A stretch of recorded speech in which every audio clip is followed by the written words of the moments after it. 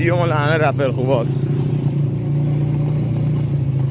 هر طور شده میگم حرفایی که تیر چراغ برق داره،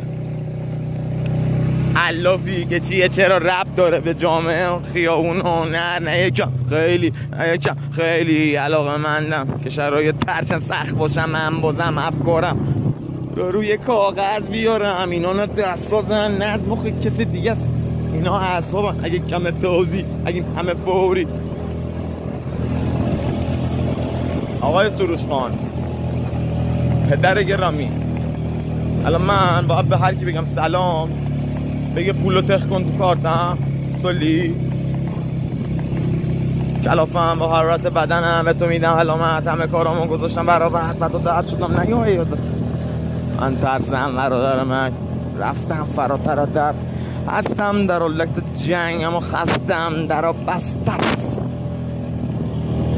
دهه 80 رفت روزای خوبم و نشمردم، در خوردم و نشستم سر خوردم و افسردم،